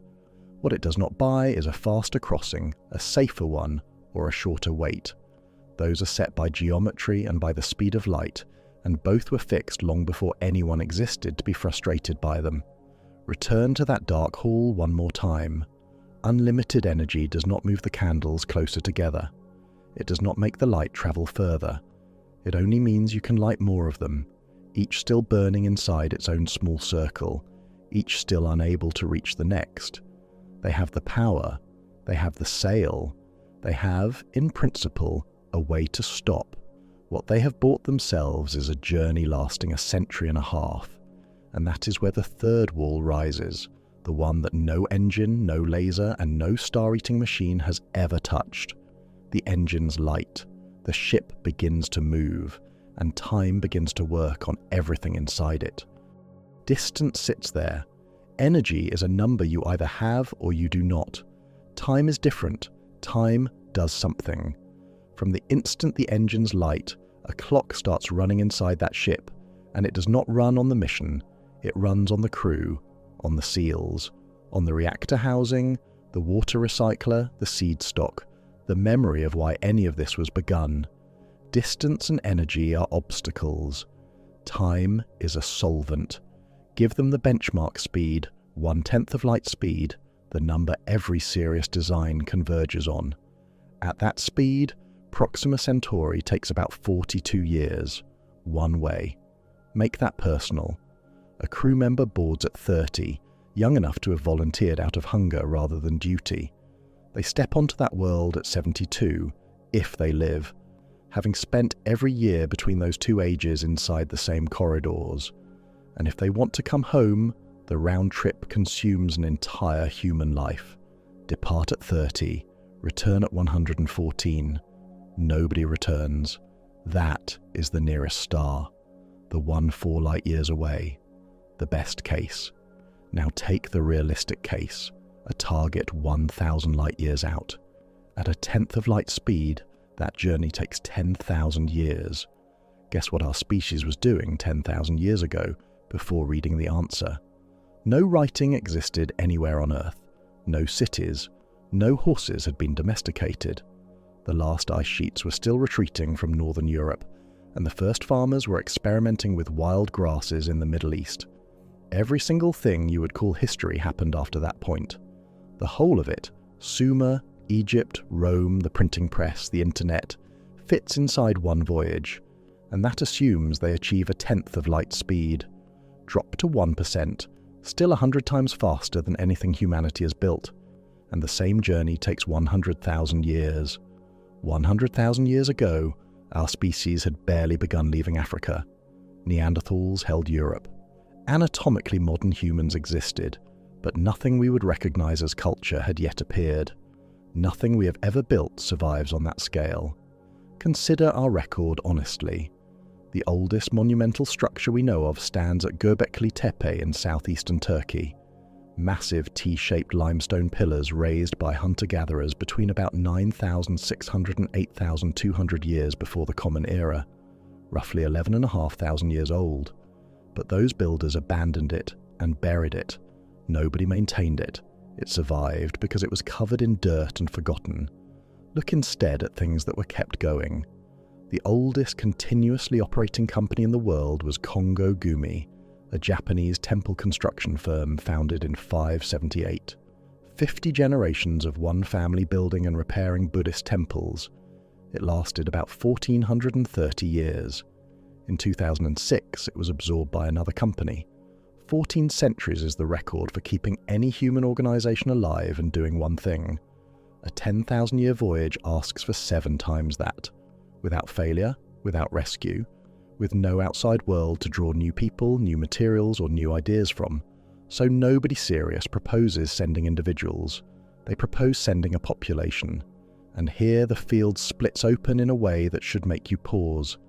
In 2003, the anthropologist John Moore worked through the genetics of a 200-year voyage. His answer: about 160 people would allow normal family life without meaningful loss of genetic diversity. With strict social engineering, everyone waiting until their mid-30s to have children, as few as 80. 80 people, a large wedding. In 2018, the astrophysicist Frédéric Marin and the particle physicist Camille Belloufi ran the problem properly, with a Monte Carlo simulation code they named Heritage, software that plays out the same voyage thousands of times with different random accidents, infertilities and deaths, then counts how often the crew survives. Their answer for a 6,300-year trip to Proxima Centauri b, 98 settlers, minimum for a 100% success rate. Below that, the numbers turned savage. Starting with just 25 breeding pairs drove the mission to extinction in about half of all simulated runs. Now hold that against the anthropologist Cameron Smith, who published in 2014 on a much shorter voyage, roughly 5 generations, about 150 years. His recommendation: 20,000 to 40,000 people, not 100, not 1,000, tens of thousands. The disagreement spans nearly 3 orders of magnitude, and it is not sloppiness on anyone's part.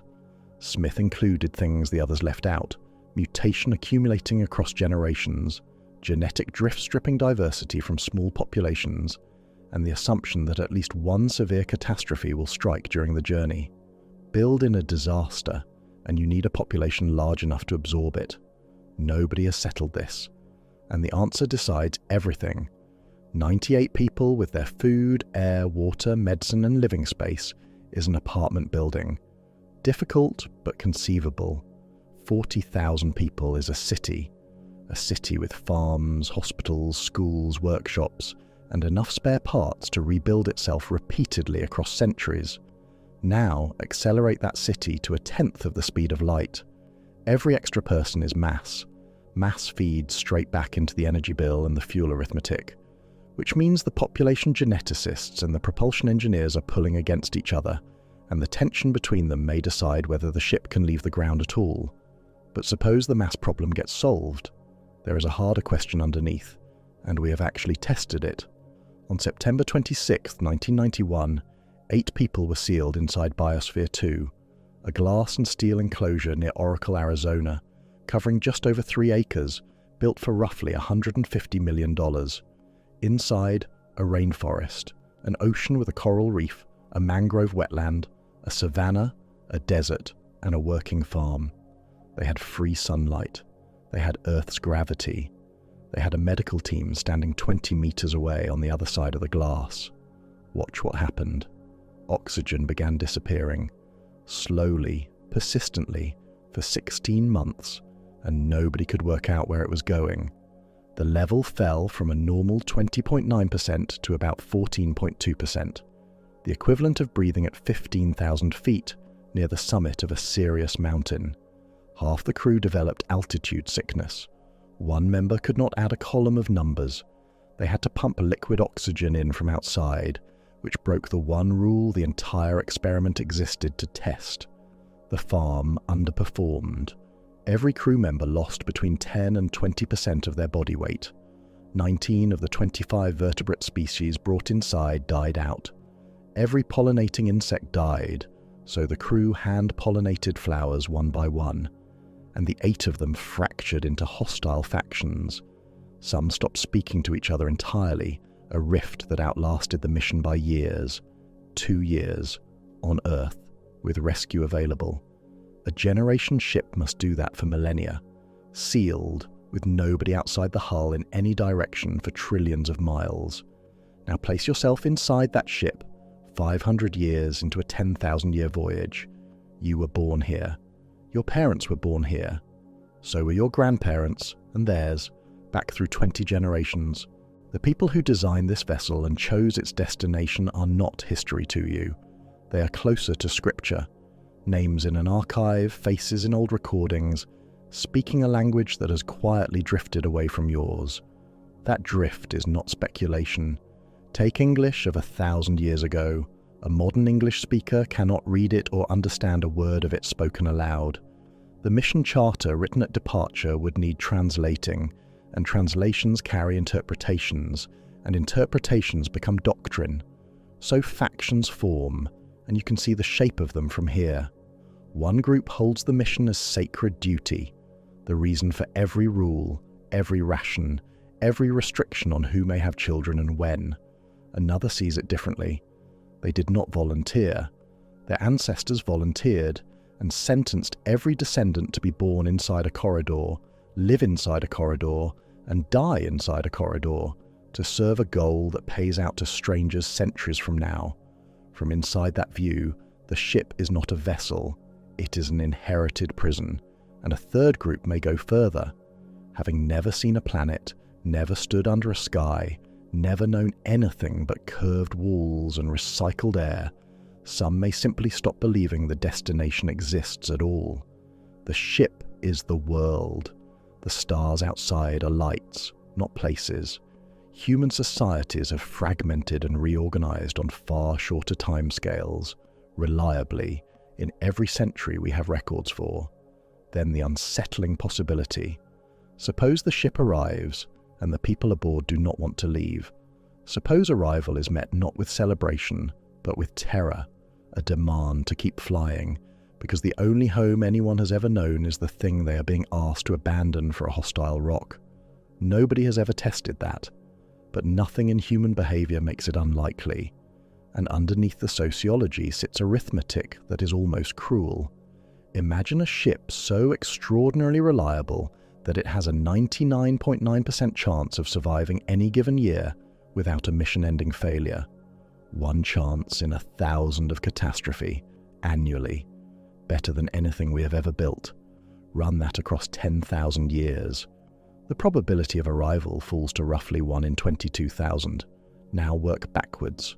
To have a simple coin flip chance, 50%, of completing a 10,000-year voyage, the annual probability of catastrophic failure must stay below about 1 in 14,400. Think about what that demands. Every pump, every seal, every valve, every reactor component, every ecosystem, every social arrangement, all interdependent, and the whole assembly must be so reliable that you would expect one fatal failure roughly every 14,000 years.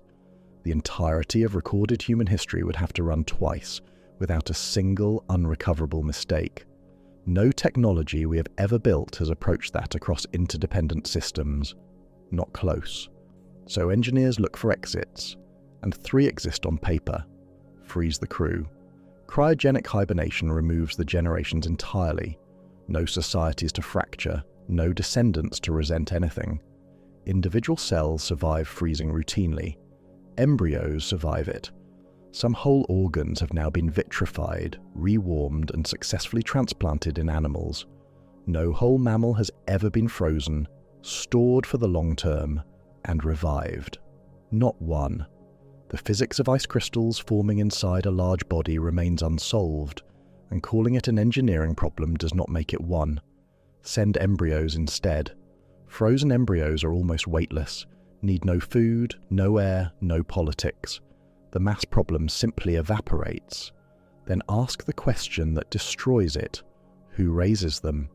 A child born at the destination to no parents in a machine must be fed, taught language, taught what a human being is.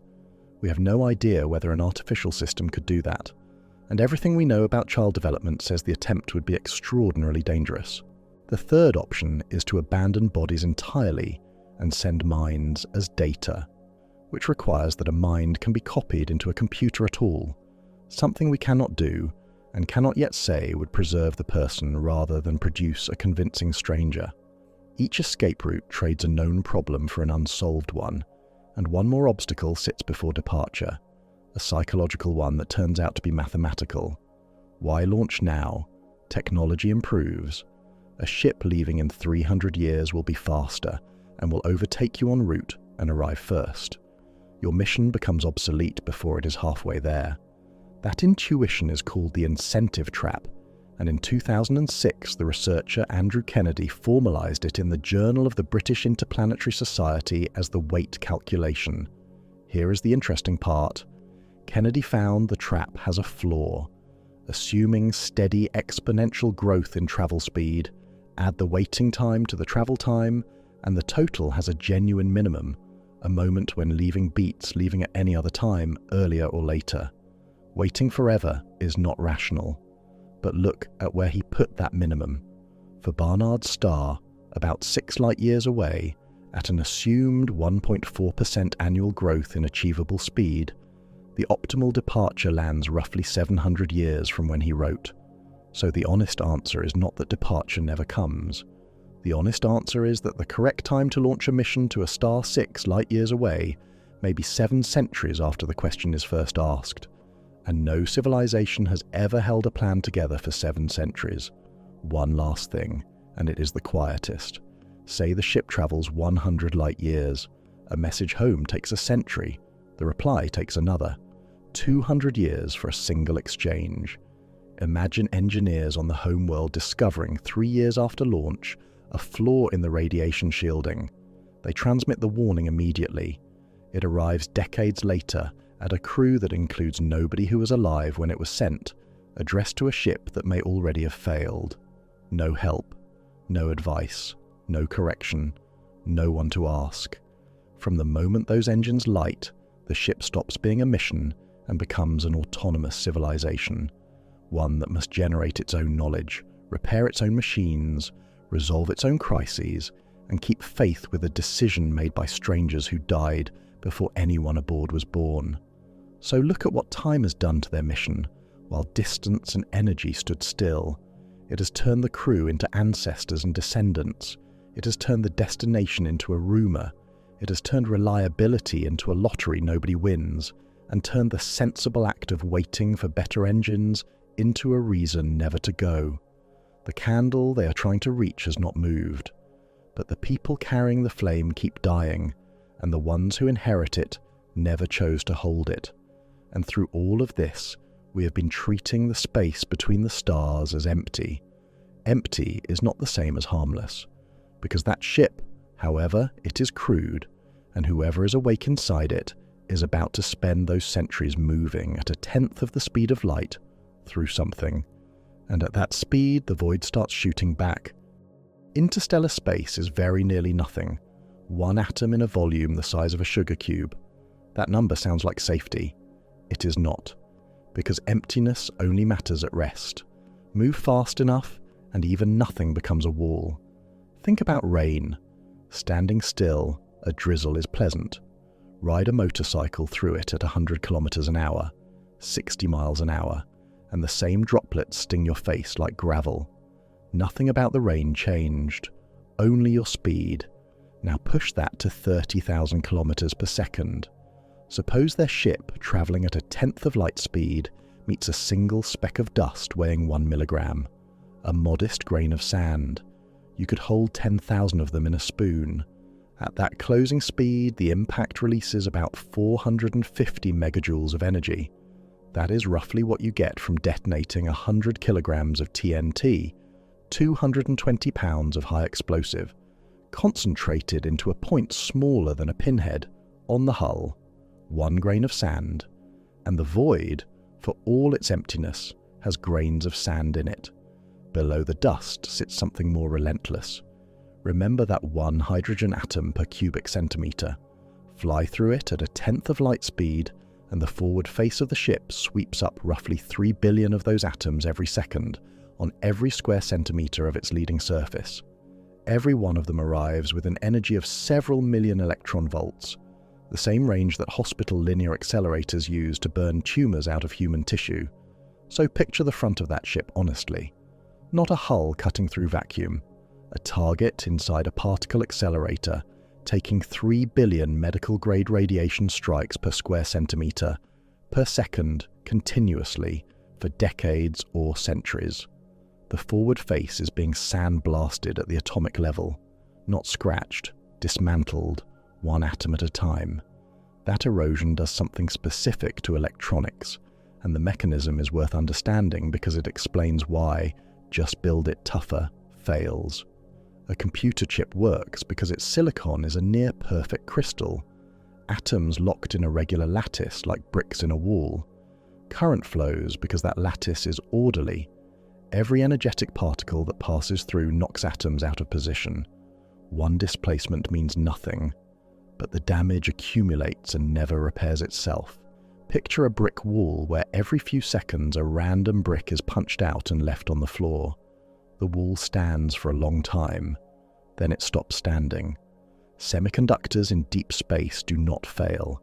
They degrade, slowly, invisibly, until the day the ship's brain starts making mistakes that nobody aboard can diagnose. And underneath all of that runs something the ship cannot avoid at any speed, even sitting still: galactic cosmic rays. These are atomic nuclei accelerated by supernovae and other violent processes to a substantial fraction of light speed.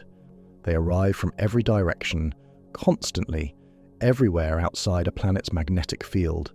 They pass through hulls, through shielding, and through human tissue with roughly equal indifference. To feel the top of that energy range, consider what happened on the night of October 15th, 1991, over Dugway Proving Ground in Utah. The University of Utah's Fly's Eye detector recorded a single cosmic ray carrying about 320 quintillion electron volts. Physicists named it the "Oh my God" particle, and it remains the highest energy cosmic ray ever observed.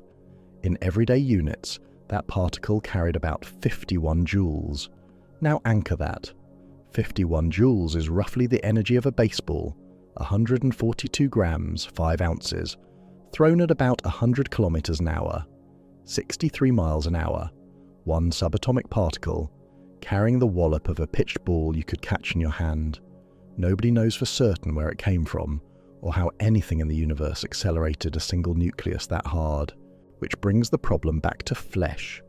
In June 2021, at NASA's request, the National Academies of Sciences, Engineering and Medicine recommended a universal career radiation limit for astronauts, 600 millisieverts, applied equally regardless of age or sex. A millisievert is the unit of biological radiation dose. To take in 1 millisievert from bananas, which contain naturally radioactive potassium, you would need to eat around 10,000 of them in a couple of hours. Now measure a real mission against that ceiling. Using data from the Radiation Assessment Detector aboard NASA's Curiosity rover, a reference Mars mission, 180 days out, 500 days on the surface, 180 days back, comes to roughly 1 sievert, 1,000 millisieverts, almost twice the recommended career limit, for a trip inside our own solar system, mostly shielded by a planet at the halfway point, lasting under 3 years. Interstellar voyages last centuries, so the obvious answer is more shielding. Thicker walls, wrap the crew in metal, except the physics turns on you, and this is one of the most counterintuitive results in the field. When a high-energy cosmic ray strikes a thick metal wall, it does not simply stop. It shatters the nuclei it hits, and those fragments, neutrons, light ions, pions, spray onward into the space beyond. One dangerous particle becomes a shower of dangerous particles, like a bullet striking a concrete barrier and filling the room behind it with shrapnel. In 2021, Mikhail Dobinde and colleagues at Skoltech published a study in the journal Space Weather that mapped exactly where this crossover happens. They found the dose does not fall steadily as you add aluminium. It falls, reaches a minimum around 30 grams per square centimetre, and then starts climbing again. Add more shielding past that point, and you increase the radiation reaching the crew. Independent modelling groups have found the same local minimum in aluminium, somewhere between 20 and 30 grams per square centimetre, and the same rise beyond it, driven by secondary neutron buildup. NASA's own thick shielding research program described this as running against a long-held belief in the field that more shielding always means less risk. It does not. So the honest position today is uncomfortable. Against galactic cosmic rays, there may be no solution at all, only a least bad compromise, a wall thick enough to help and thin enough not to hurt, with the crew absorbing whatever is left. At this point, somebody always raises the loophole that seems to solve everything. Time dilation. Move fast enough, and your own clock slows relative to everyone else's. Push to 99% of light speed, and for every 100 years that pass on the homeworld, the crew ages about 14. A 1,000-year journey becomes 140 years aboard. Still long, but suddenly it fits inside 2 or 3 human lifetimes instead of 40. And this is not theory. Time dilation is among the best tested predictions in all of physics. In October 1971, Joseph Hafele and Richard Keating flew cesium atomic clocks around the world on ordinary commercial airliners, eastward and then westward, and compared them against clocks that stayed home. The flying clocks disagreed with the stationary ones by exactly the amounts relativity predicted. Moons prove it constantly. These unstable particles form high in the atmosphere and survive, on average, about 2/millionths of a second. At their speed, they should decay long before reaching the ground. They reach the ground in enormous numbers because their internal clocks run slow from our point of view, and the phone in your pocket depends on it. GPS satellites carry clocks that gain and lose against ground clocks for both relativistic reasons. Without corrections applied continuously, positions would drift by kilometers within a single day. The effect is real, so why does it not save the mission? Because time dilation is generous to the travelers and merciless to everyone else. The crew experiences 140 years. The civilization that built the ship, funded it, and waits for results experiences the full 1,000. Every institution that authorized the mission is gone. Every person who cared about the answer is dust. Any message sent back arrives to strangers. Dilation shortens the voyage for the voyagers. It does nothing to shorten the mission, and the price of buying it is savage. Going from 1/10 of light speed to 99% of light speed multiplies the kinetic energy required by roughly 1,200 times. At that speed, the total energy bound up in the ship equals about 7 times the energy locked in its mass at rest. One accuracy note, because the popular explanation gets this wrong: you will often hear that an object gains mass as it accelerates. Modern physicists do not describe it that way. The mass stays what it is. What grows without limit is the object's momentum and energy, and reaching light speed itself does not require an enormous amount of energy. It requires an infinite amount, not a big number. Not a number a Type 2 civilization could scrape together. Infinity, which is not a quantity, but a statement that the door is closed. So special relativity does not slow them down. It fences them in, unless the fence has a gap. In 1994, a Mexican physicist named Miguel Alcubierre, then working at Cardiff, published something extraordinary. He asked a different question. Instead of moving a ship through space faster, what if you moved space itself? His solution contracts space-time in front of the vessel and expands it behind, so the ship rides inside a bubble of flat space. Locally, it never exceeds light speed. The bubble carries it. Relativity's speed limit applies to motion through space, and the ship is not moving through space at all. The mathematics is fully consistent with Einstein's general relativity. That is what makes it so seductive. And then the accounting arrives. Alcubierre's original metric requires exotic matter, stuff with negative energy density, something never observed in any laboratory in the required form, in quantities that early estimates put at absurd, sometimes planet-sized or worse. Now watch a live scientific disagreement unfold, because this one is happening right now. In 2021, Alexei Bobrik and Gianni Martire published Introducing Physical Warp Drives in Classical and Quantum Gravity, arguing that a broad class of warp geometries could be built using ordinary positive energy, provided they stay below light speed.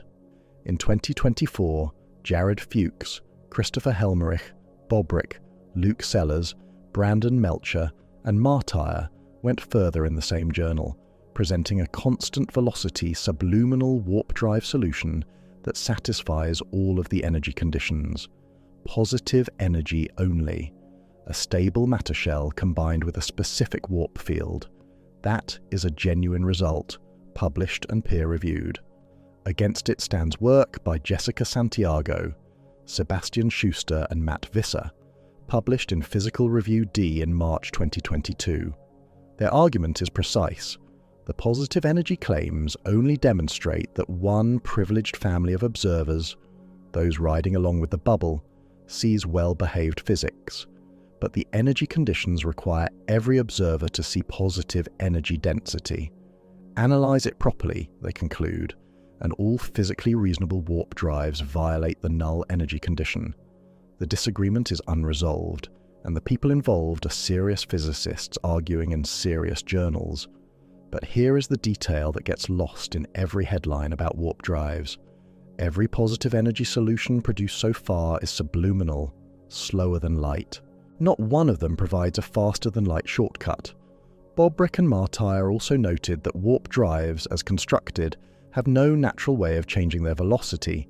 You would still have to accelerate the thing conventionally, which means that even in the most optimistic reading of the most recent work, warp physics does not break the wall. It offers, at best, a different way of hitting it. Wormholes face the identical obstacle. A wormhole is a tunnel connecting two distant regions of space-time. Solutions exist within general relativity, but to hold the throat open long enough for anything to pass through, you need exotic matter with negative energy, the same substance nobody has ever found in useful quantity. Without it, the tunnel pinches shut faster than light itself could cross. Not slowly. The collapse outruns the traveller, and if you did keep one open, physics hands you a worse problem. A traversable wormhole with the right configuration permits closed time-like curves, paths through space-time that return to their own past. Effects preceding causes. Stephen Hawking found that unacceptable enough to propose a formal defense. His chronology protection conjecture, published in 1992, argues that the laws of physics conspire to prevent closed time-like curves from forming, that the universe protects its own causal order. He suggested it keeps the universe safe for historians. Nobody has proved the conjecture. Nobody has broken it either. Let's be honest about what exists in a laboratory.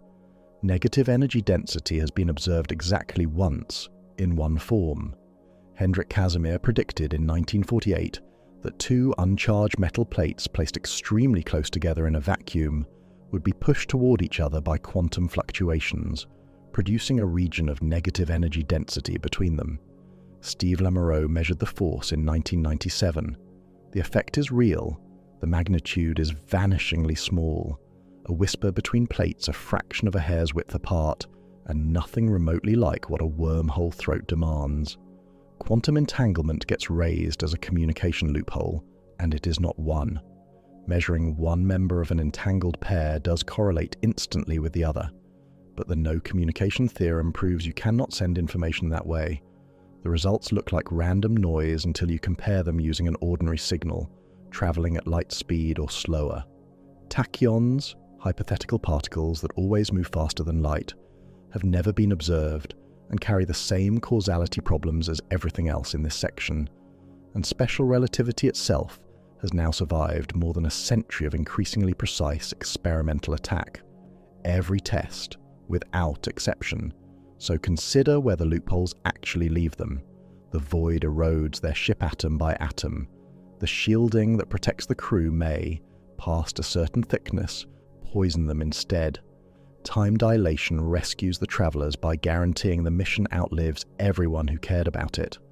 Warp geometry, in every version that uses real matter, refuses to break the light barrier. Wormholes need a substance we have measured only as a whisper between two plates. None of these are engineering failures. Every one of them is the universe declining, politely and consistently, to make an exception. The candle they are trying to reach has not moved. But every road toward it now has a locked gate, and each gate is locked from the inside of physics. So they stop trying to send themselves. If flesh cannot survive the crossing, and clocks cannot be cheated, and space cannot be folded, then send something that does not care, something patient, tireless, and able to build more of itself when it arrives. That idea is the strongest argument anyone has ever made that the galaxy should already be full, and its absence here may be the most important evidence we have. The idea came from John von Neumann, one of the sharpest mathematical minds of the 20th century, and it appeared in writings published after his death in 1966. A self-replicating universal constructor, a machine that can build anything, including another copy of itself. Now aim that idea at the stars, as Ronald Bracewell did in 1960 and Michael Hart did in 1975. Build one probe, send it to a nearby star. When it arrives, it mines an asteroid, refines the metals, and constructs 2 copies of itself. Those 2 fly onward to 2 more systems, and each builds 2 more. Follow that doubling. 1 becomes 2, 2 becomes 4, 4 becomes 8. After 40 doublings, you have 1 trillion probes. Hart worked out how long that would take, and the figure has become known as the Fermi-Hart timescale. Somewhere between 1 million and 100 million years to reach every star in the galaxy. In 1980, Frank Tipler pushed it further, arguing that a self-replicating constructor with roughly human-level intelligence, combined with rocket technology we already possess, could explore or colonize the entire Milky Way in less than 300 million years. Hold that against the age of our galaxy, roughly 13 billion years. 300 million years fits inside 13 billion more than 40 times over, which means that if a single technological species arose anywhere in this galaxy at any point in its history and launched one such machine, the wave should have swept past this solar system dozens of times before life on Earth even reached the stage of multicellularity. This is the strongest feasibility argument anyone has ever constructed, and you can see why. Machines do not need food, air, sleep, or a reason to keep going. They do not fracture into factions or forget the mission or refuse to leave the ship. They do not age. Every obstacle we have walked through dissolves, except one. Try to picture what "it builds a copy of itself" really requires. Set a factory down on a random beach on Earth, a place with air, water, gravity, and abundant materials, and give it one instruction: build another factory. Not assemble one from delivered parts. Build one. Find the ore. Smelt it. Fabricate the tools needed to make the tools needed to make the machines. Produce every bearing, every wire, every microchip from raw rock and sand, with no supply chain and no human hands. We cannot do that on Earth, not remotely. Now remove the atmosphere, remove the gravity, remove the familiar chemistry. Every star system offers a different inventory, different metals in different abundances, different radiation environments, different temperatures, different dust, different failure modes nobody anticipated because nobody had ever seen that system before. A probe would need to arrive somewhere it has never been, assess materials it was never designed for, and improvise a manufacturing chain from nothing, autonomously, with no instructions from home, because home is 1,000 years behind it. And then comes the problem von Neumann himself understood, because he wrote about error correction in self-reproducing systems from the beginning. No copying process is perfect. You know this from a photocopy. Copy a page, then copy the copy, then copy that. By the 20th generation, the letters have blurred into grey shapes. The information degrades because every reproduction adds a small error, and errors accumulate. Biology solves this. Living things copy imperfectly too, but natural selection prunes the failures. Organisms with bad copies die and stop reproducing. That pruning is what keeps the information sharp across billions of years. A machine wave has no such editor. A probe with a corrupted blueprint does not die. It keeps replicating, and it passes the corruption forward, and its children add corruptions of their own. So follow that wave outward across 1,000 generations of copying. What arrives at the far end is not a functioning explorer carrying out a mission. What arrives is machinery running degraded instructions written by a civilization that stopped existing millions of years earlier. Fossils. Still moving, still copying, no longer meaning anything. Hart and Tipler turned all of this into a conclusion that still unsettles the field. Hart called it Fact A. No extraterrestrials are here now.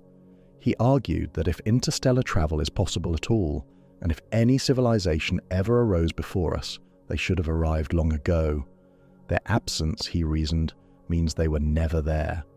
Tipler pushed harder, publishing a paper with the blunt title, Extraterrestrial Intelligent Beings Do Not Exist. Carl Sagan and William Newman argued back hard in 1983, and the objections have kept coming since. Jeffrey Landis showed in 1998 that expansion following percolation rules, spreading unevenly like water finding cracks, naturally produces enormous permanent voids. Others pointed out that probes have range limits, that some systems are simply not settleable, and Jason Wright and colleagues named the deepest objection in 2014 the monocultural fallacy. Any explanation for cosmic silence that requires every civilization across billions of years to make the same choice is almost certainly wrong. Somebody always defects. Nobody has resolved this. Both camps are still publishing, but something does travel between the stars, and in the last few years, we started catching it. On October 19, 2017, astronomers spotted a small object moving too fast to be bound to the Sun. They named it Oumuamua, the first confirmed interstellar object ever observed. It was oddly elongated, showed no visible tail, and left before anyone could study it properly. In August 2019 came the second 2I Borisov, and this one behaved like an ordinary comet, with a coma and a tail. Then on July 1st, 2025, the Atlas Survey Telescope in Rio Hurtado, Chile, found the third.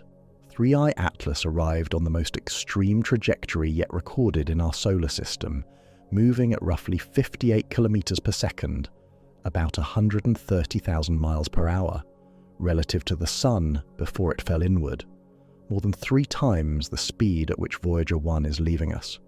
It reached its closest approach to the Sun on October 29, 2025, at about 203 million kilometers, 126 million miles, and its trajectory suggests something extraordinary about where it came from.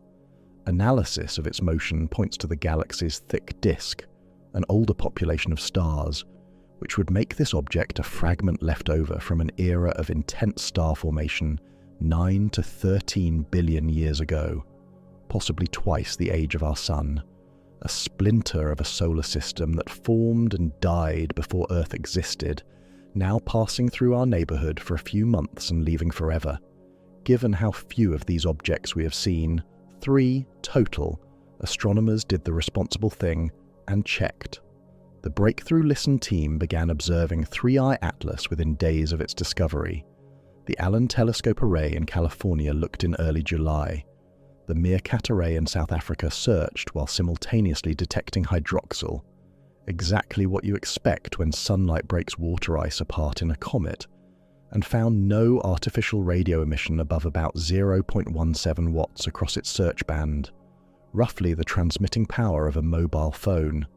On December 18, 2025, the day before the object's closest approach to Earth, the 100-meter Greenbank telescope conducted the most sensitive search of all. No techno-signature, no continuous wave transmitter above 1/10 of a watt.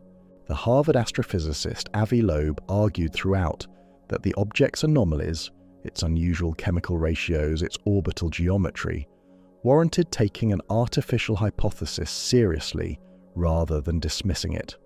His methodological point is not unreasonable, and Breakthrough Listen itself said much the same thing. With only 3 such objects known, thorough study is warranted. The broad planetary science community reached a different conclusion, and the evidence accumulated steadily against the artificial reading. the object developed clear cometary activity. It survived perihelion without breaking apart. The James Webb Space Telescope detected methane in its coma in December 2025. Hubble resolved a solid nucleus roughly 2.6 kilometers across, about 1.5 miles. A comet, ancient, fast, from somewhere else, natural, and that result carries a quiet sting.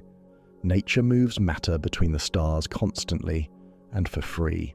Rocks and ice have been crossing interstellar space since the galaxy was young, riding on nothing but the momentum of whatever flung them out. No engines, no fuel, no mission duration, no crew. Matter crosses the void without difficulty. Civilizations still cannot, and that comparison exposes the thing that may matter most. Our industrial civilization is roughly 250 years old. Everything, the engines, the electricity, the physics, the telescopes, the ability to even ask this question, fits inside a window narrower than the lifespan of some trees now standing. A mission lasting 10,000 years would need to outlive its builders by a factor of 40. So the question stops being whether a civilization can build the ship. The question becomes whether any civilization stays intact long enough to matter, and whether the window during which a species is both capable and interested is simply too narrow ever to overlap with anyone else's. Robin Hanson gave that possibility a name in 1996. The Great Filter. Something, somewhere along the path from lifeless chemistry to a galaxy-spanning civilization, reliably stops the process. The debate is about where it sits. If the filter lies behind us, in the origin of life, or the leap to complex cells, or the emergence of intelligence, then we have already passed it, and the future is open. If it lies ahead, then every civilization that reaches our stage runs into something it does not survive, and finding abundant life elsewhere would be terrible news rather than wonderful news. Nobody knows which. That question is genuinely open, and the stakes could not be more inverted. In 2021, Hansen took it further with Daniel Martin, Calvin McCarter, and Jonathan Poulson in a model they called grabby aliens. Loud, expanding civilizations moving at a large fraction of light speed would visibly transform whatever they controlled, and the model suggests such civilizations may already hold more than a third of the observable universe. We cannot see them because of a selection effect. If they had reached us, we would not be here to look. And the alternatives keep multiplying. The zoo hypothesis, proposed by John Ball in 1973, argues we are deliberately left alone. Transcension suggests advanced civilizations turn inward rather than outward. The estivation hypothesis proposes they are waiting for a colder universe where computation is more efficient. The sustainability solution argues that exponential expansion is simply not something a long-lived civilization does, and the dark forest hypothesis, made famous by the novelist Cixin Liu, offers the coldest reading of all, that silence is not absence but strategy, that anyone who announces themselves is making an unrecoverable mistake. That last idea has produced a live policy argument with no referee. In 2015, a group of scientists signed a public statement on messaging to extraterrestrial intelligence. Among the signatories, the astrophysicist and novelist David Brin, the planetary scientist Paul Davies, the astronomers Geoffrey Marcy and Dan Wertheimer, and Elon Musk. Their position was procedural rather than fearful, that intentionally signaling other civilizations raises questions for all of humanity, that a worldwide scientific, political and humanitarian discussion must happen first, and that the choice must not rest with a few individuals who happen to own powerful transmitters. Stephen Hawking put it more starkly, comparing potential first contact to the arrival of Europeans in the Americas, which, as he noted, did not turn out well for the people already living there. Douglas Vakoch of METI International has argued the opposite case seriously, that even a hostile civilization is unlikely to be able to do us harm across interstellar distances, and that listening without ever speaking is a strange way to attempt a conversation. Here is the genuine gap. No international framework governs any of this. No treaty, no licensing body, no agreed protocol with force behind it. Anyone with access to a large enough dish can transmit whatever they like, on behalf of a species that never voted on it. So bring it all back to the question Fermi asked over lunch. The official reviews have looked. NASA's independent study team and the Pentagon's historical review both examined the evidence for anything already here, and neither found any. Most people treat that as a mystery demanding explanation. But look at what we have actually established. Distances measured in tens of thousands of light years. Energy budgets that make a Type 2 civilization's power irrelevant.